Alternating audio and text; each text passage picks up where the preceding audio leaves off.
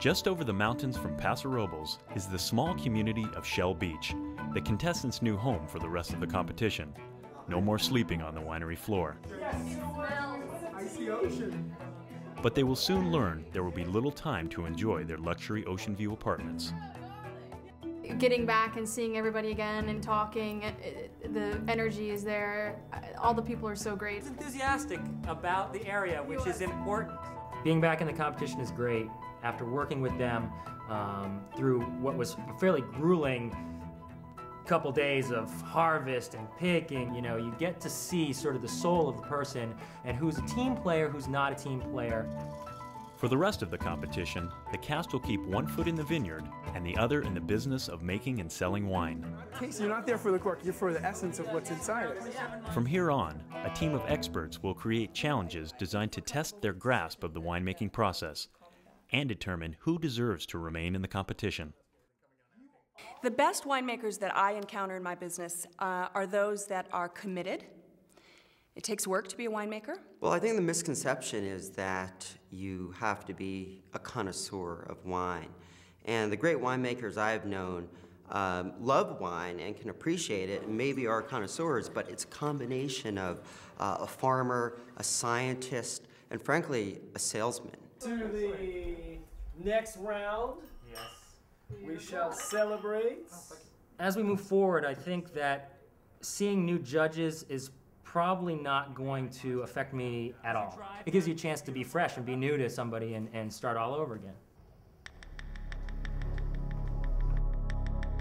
As the judges walked down the cave, all I could think about was, you know, it's put up or shut up time. They had their power struts going, so it was just like, oh, this is serious. Yeah, it's on.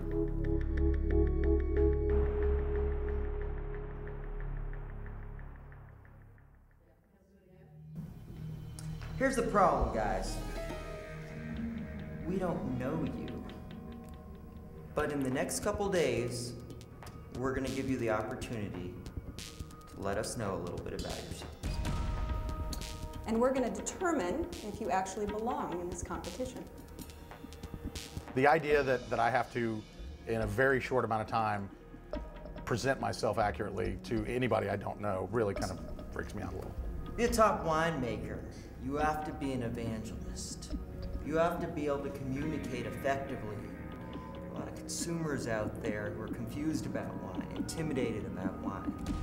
We want to see what you can do about that. When we found out what the challenge was, I don't think any of us were super excited about it. So, here's the challenge. What we want you to do is to create a tabletop presentation that expresses the basics of wine through 3 factors: taste, place, and style. Okay, it could be a Rhone blend from Paso Robles. It could be a Malbec from Argentina, Chianti from Italy. We want you to create a tabletop presentation that educates consumers, okay, about that wine type. I didn't know how it was going to play out, being a tabletop display, almost, you know, a diorama. But guess what? You don't get to use wine in the exhibit. So you have to think outside the box. So for this challenge, we're going to divide y'all into 3 teams, but we want to make the numbers even. So to do so, we've decided to bring somebody back to round out the numbers. You may not agree with our choice, but we believe in second chances. Adding a person back in just makes my job that much harder. You know, if it makes my job that much harder, fine, it makes my job that much harder. It's going to make the win at the end that much sweeter. Coming back on the show was exciting. It was also nerve-wracking. I got a really warm welcome from them, and it was great standing there, but I got a second chance. I got to make sure that the judges know who I am, what I'm about, and what I know about wine. So the teams are as follows. Taylor, Dan, Lauren, you're the first team. Stephanie, Ross, Alan, you're team number 2. Aaron, James, Viral, you're the last team. But you still have to choose a captain for each team. So choose wisely and don't let ego get in the way. The challenge of coming up with a tabletop model I thought was interesting. Maybe I wouldn't have come up with that type of challenge, but I think it was an interesting challenge.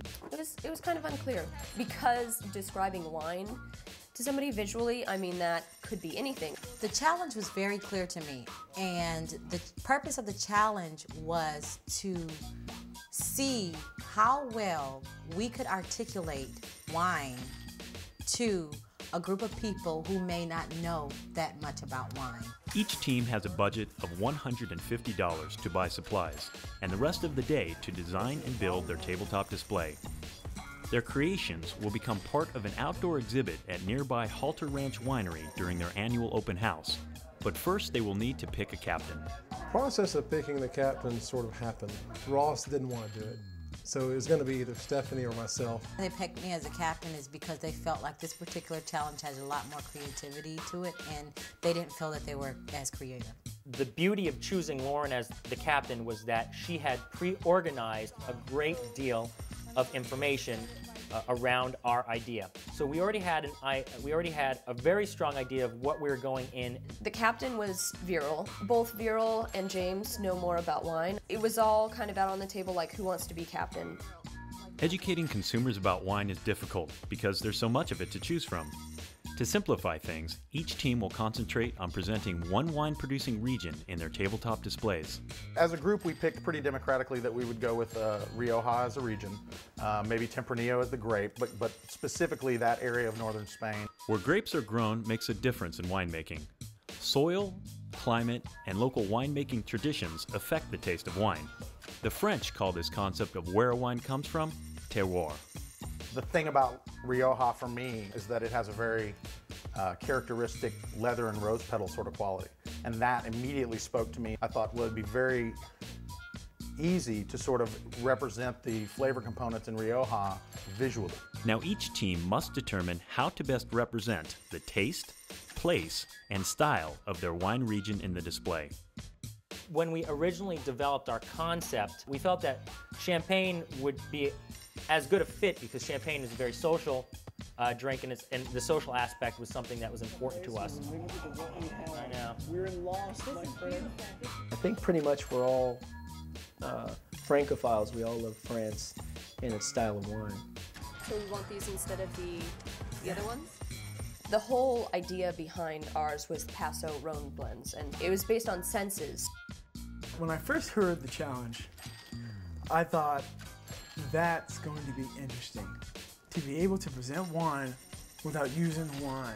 So I thought, things that were sight, color, shades of wine, textures. When we went shopping, we had a game plan, and our game plan had a backup plan, and we had to implement our backup plan.